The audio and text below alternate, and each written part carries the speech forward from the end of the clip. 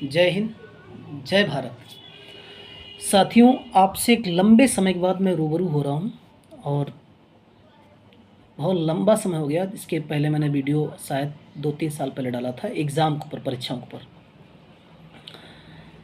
साथियों, अगर आप देखें इस मई महीने का देखा जाए तो मई महीने में एक तो बहुत ज़्यादा हमारा ग्लोबल वार्मिंग बढ़ता जा रहा है, तापमान बढ़ता जा रहा है, और दूसरा हमारा पेपर लीक होने की वजह से भी तापमान बढ़ता जा रहा है।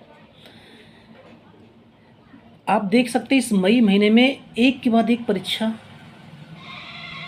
लीक होने की भेंट चढ़ रहा है।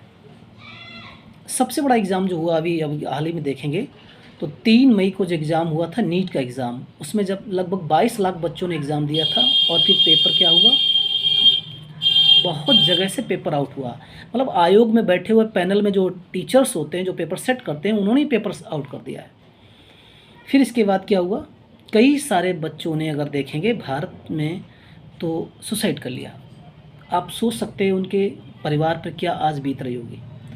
और इसके बाद केवल नीट एग्ज़ाम नहीं, अगर देखें तो UP+C लेखपाल का एग्ज़ाम भी पेपर आउट हुआ, लेकिन अभी सरकार ने और उस एजेंसी ने भी स्वीकार नहीं किया।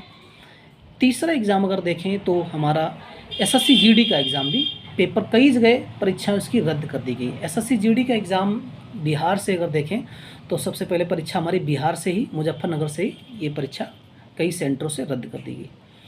हुआ क्या कि कई सेंटरों पे हुआ टेक्निकल खराबी इशू बताकर और परीक्षाओं को रद्द कर दिया।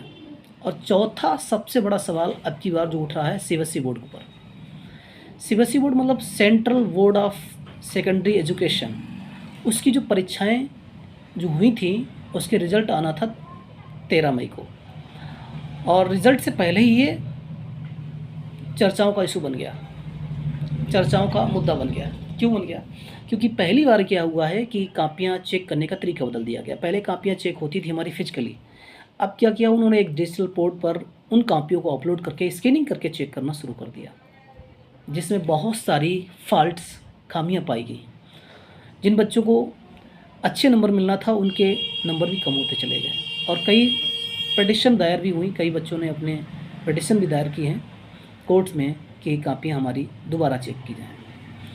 तो आप समझ सकते हैं क्या इस बार हमारे भारत की जो संस्थाएं हैं और सरकार पर भी ये सवाल उठता है कि फेल्यूर साबित हो रही हैं संस्थाएं, और सरकार भी हमारी कहीं ना कहीं फेल्यूर नज़र आ रही है।